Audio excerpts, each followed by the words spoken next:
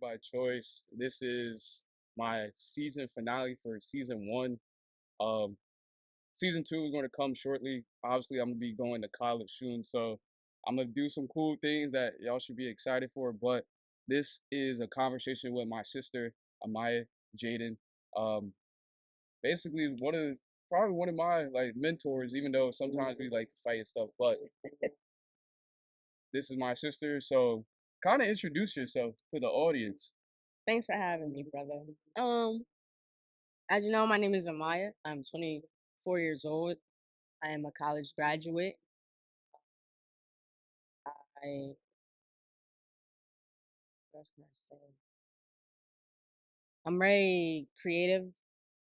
I like to draw, and I still love just being active, playing sports, working out. Excuse me. Yeah. What else you want to know? Um, your basketball journey. We could start probably high school where you kind of underappreciated. So how did that like determine your place out? Like, was it like something that diminished you, or something like you didn't care? You're like, and they see what I can do, they see, or I'm gonna just do my thing. So there were plenty of times where I felt like I was being like overlooked and everything, and there was a lot of times where it kind of got me down, and it was like it made me look on myself like, damn, like But at the same time, like people were saying that, and some people may have felt that, but um, to for me to be honest, I wasn't putting that much work in as I should have. Mm, Like I could have taken it way more serious and probably have gone, or let me say I probably would have had more opportunities, but I didn't. Cause yeah. So, it's I gotta put that on me too. it's understandable because you were basically saying you're lazy to the game, and I feel like that was me with basketball. Like me at a young age, the person that made me fall in love was probably LeBron because during that time that was his prime with Miami, 010. I was five, just learning about it, Yeah. and and through high school I could tell I wasn't putting the effort I needed to be a D1 athlete or aspire to the NBA. But luckily, I panned out with film and all that. But how was college basketball? Because that's when I was like, she a bucket for like I already knew you were a bucket, but college, that's where you like, I'm in my bag now. So how was that? Well, for one, I was like, it's a new environment. Like, no one knows your style of play. No one knows like anything about you right now. Hmm. They just know your name is Amaya. You play basketball. You've been playing basketball your whole life. So that was my first thing. My second thing was my coach really not talking down on like anyone I've been coached by, but she like for some reason really wanted to see how I play, how I gel with the girls already there. Hmm. So she gave me opportunity after opportunity, especially in practices. And outside of those practices, I was in the gym. I was like, Maya, this is your chance to like do your bat. In I don't want to say in because I didn't know it was gonna end right there, but like this is your time to show yourself, to show Hmm. what you can do. Hmm. And so she let me show what I can do, and she was pleased with it. And I started having opportunities after opportunity to show my game. Yeah.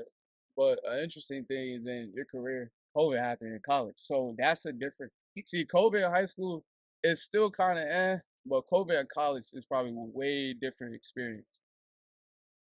Eh, yeah, cause like it was around like wasn't it when it didn't it start like around like December, but people didn't know they had it. Yeah, like December, January, and then it didn't really hit till like March. Yeah, okay, yeah. So we hear about it.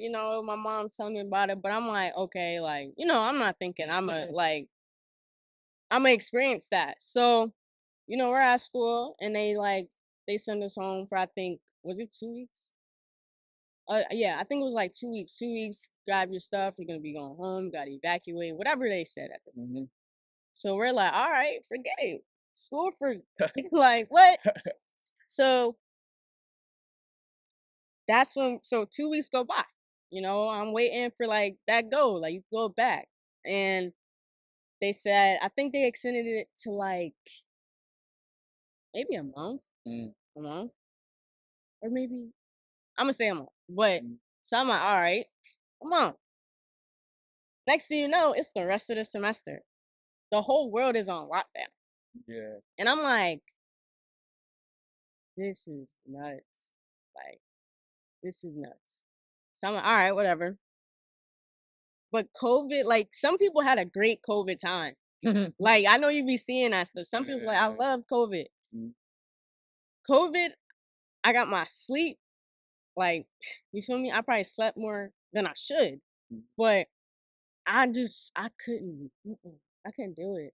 I think COVID for me was kind of perfect, not in the sense of like the social aspect, but in the sense of me finding myself more because that's when I started like getting more into cinema, started getting more into fashion and stuff like that. And then I kind of, once COVID started kind of declining a little bit, not be as rapid, Yeah. that's when everything went back to normal. And the crazy part, when the first year when everything kind of went back to normal, it still wasn't normal. Yeah, it Like, still wasn't normal. Like you still had to wear a mask. You still like for basketball, you had like if you wasn't vaccinated, you had to get COVID tested like every week or jeez. maybe even every day. I don't know. But yeah. So it was like it changed a lot Yeah. of So things. Walmart stopped being 24 hours. Like like what? Nah, why? that messed everybody up. Toilet paper gone. Yeah. How did it feel to graduate college? Like, what was that moment for you? Hmm. I was proud of myself, you know, from feeling, 5 years ago, Mm-hmm. graduating high school because I did an extra year for Mm-hmm. COVID. Um, I was like, I am so nervous. Like, I don't know if college is for me. I haven't really taken school as seriously as I should, Mm-hmm. and I feel like I wasn't ready. I wasn't ready, but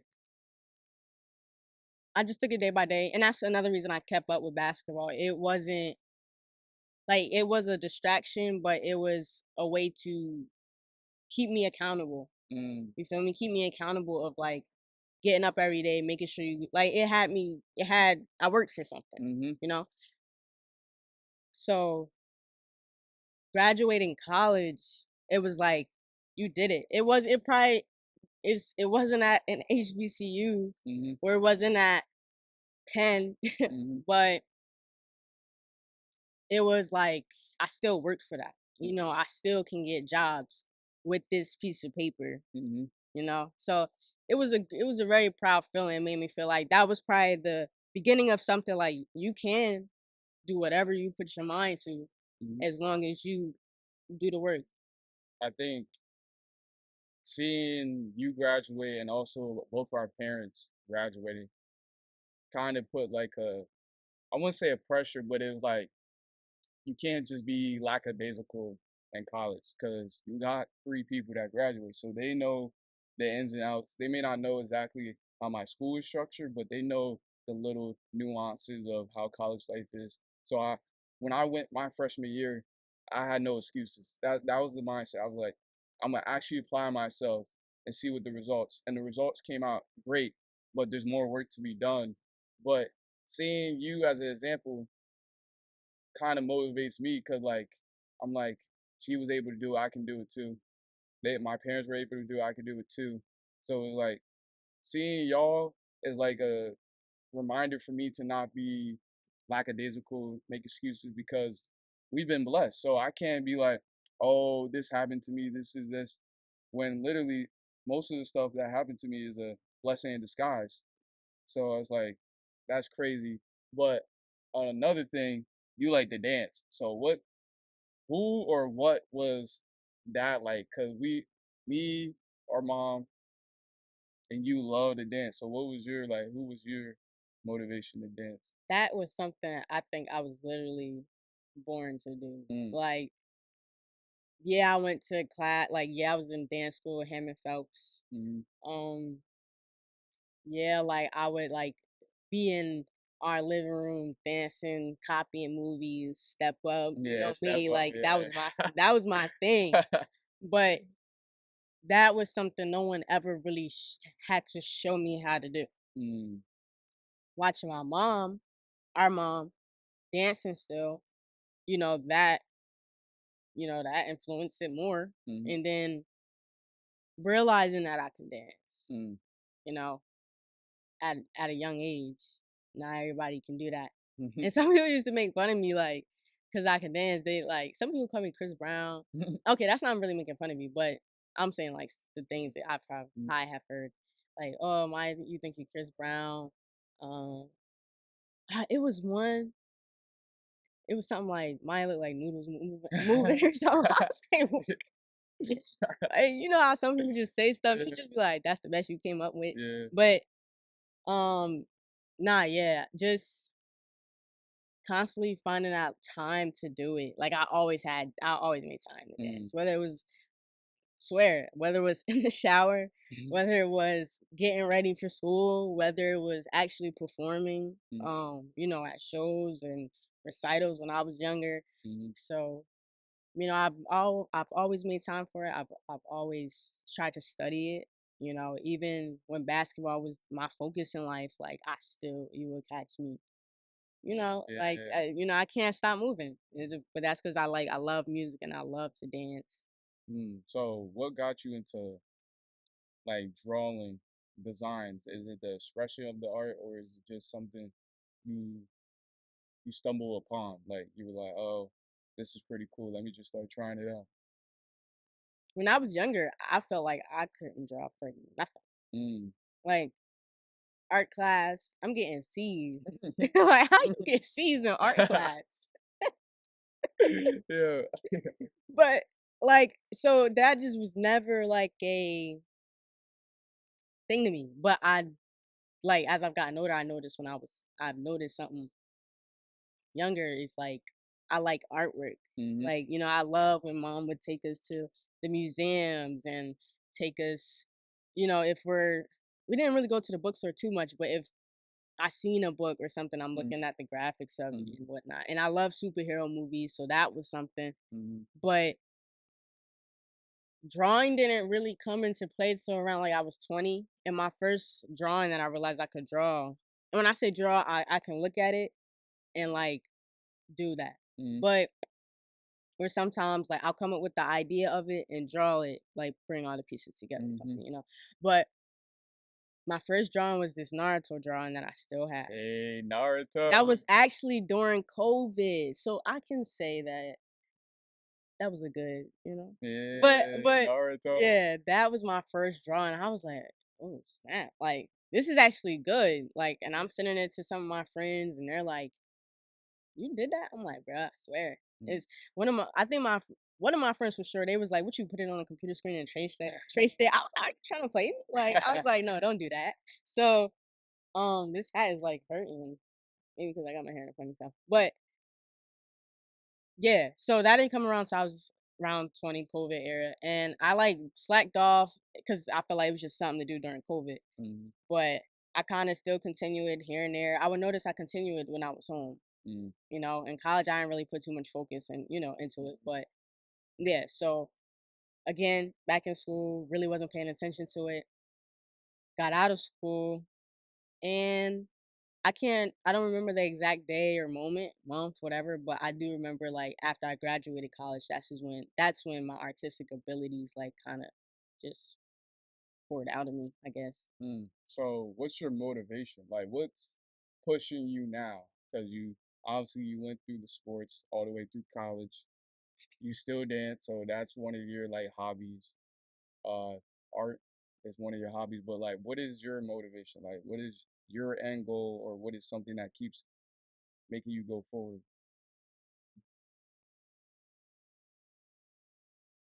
Hmm. What keep what is keeping me going is that I know I have the ability to change lives. Mm, I feel like one, I have a story that, you know, is deep. Mhm. That's the word out is deep. And to be able to have my artistic abilities and dancing, Mhm. it's like, and even sports still, Mhm. hopefully, if I keep through with this vision that I'm have, but being able to change someone's life with my work, with my gifts, like, so that's what keeps me motivated. And obviously just putting our family in a better situation, and we are blessed, like beyond, but you know, I see that there's more out there and I want us to have access to it. So I want to do everything, that I can on this earth to do that, reach that, Mhm. And so that's what motivates me to know that I have those gifts to be able to change lives, to, put the ones I love around me in better situations. Like, I have a couple things that motivate me. Yeah, I think my motivation is I feel like a lot of people try to bring you down or don't see the vision because they don't it's not you're not successful or you're not getting the views or the likes whatever right away, and they push it down. And I'm like, we see all these celebrities who praise them, we idolize them, but do we really realize that they were just regular people like us that put in the time, and then eventually they got a break and never looked back? And it's like my motivation is like, why not? Why can't it be me? Why can't it be me? A lot of people gotta have that mindset, because if you have that motivation, you won't be like, oh, I can't do it. You just try to figure it out how to do it. Another motivation is I want to impact the generation. Like, Yeah, yeah, I feel like this generation needs young people. They need people of God and people that are trying to spread positivity so we can go further and just be better. And another motivation is I want to be one of the greats. Is that simple? I just see I have no excuse. I have a lot of opportunities, a lot of chances, a lot of risks I have to take, but I feel like it's worth it. And I'd rather be patient with it and not know everything and be one of the best. And one more thing, I'll say that I'm an avid learner. That's one thing I pride myself with. That I always try to learn something new. I like, even in school, I dislike when I don't know something. yeah. Like, I'm not afraid to ask the teacher for help. I'm not afraid to ask the tutors, because like if I don't know something, I feel like more ashamed, more annoyed. I don't know. It's hard to explain. Like, it's not like someone might be like, oh, okay, I don't know that, but I'm like, why don't I know it? Like the stuff. And That's one thing I can say about you. You're very since you were younger, your effort to school is always 110%. Like you don't slack off. And even if you do slack off, it's nowhere near like you get right back on it. You might slack off for like that night, but you get back on it. And that's one thing you have taught me is like your effort to things has to be 110%. And that's what you keep showing me every day, just you going after the things you want to go after. Like you're very consistent, you're very like goal driven, and it's for to see your little brother do that, it's like, what.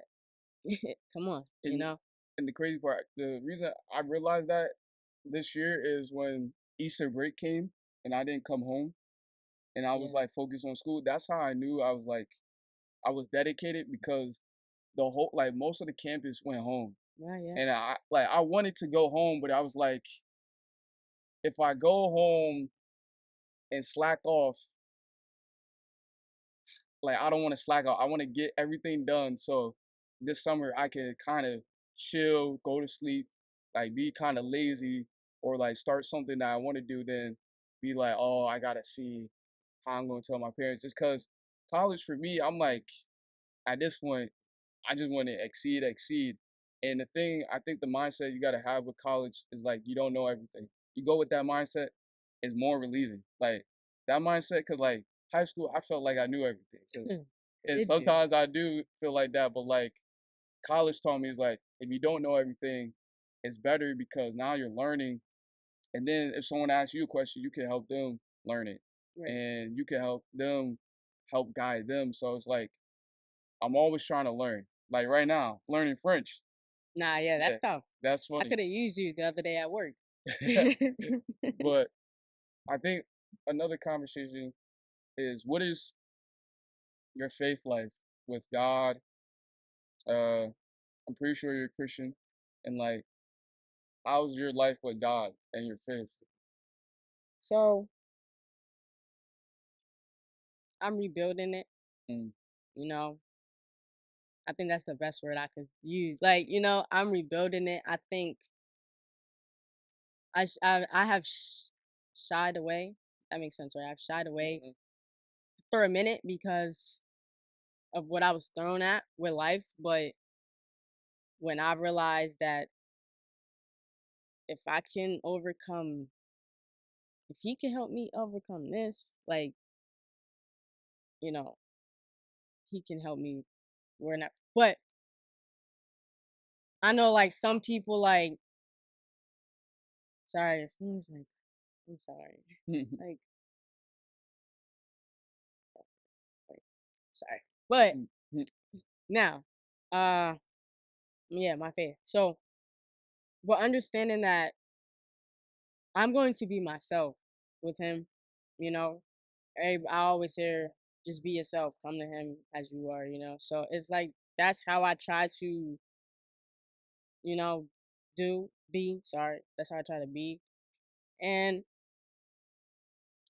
because of who I am, like some people might not agree with that, mm, or some people might think it's wrong, but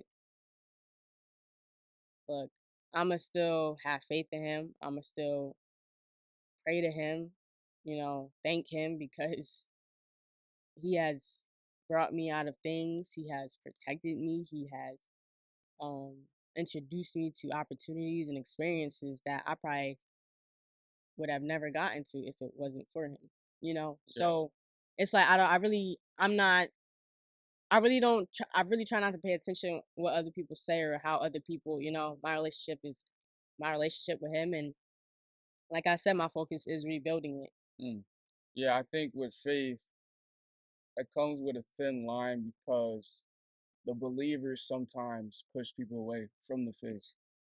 And And I feel like they don't realize that because they think what God showed them is for everybody else. Well, you got to realize God sent Jesus for the people that didn't know him.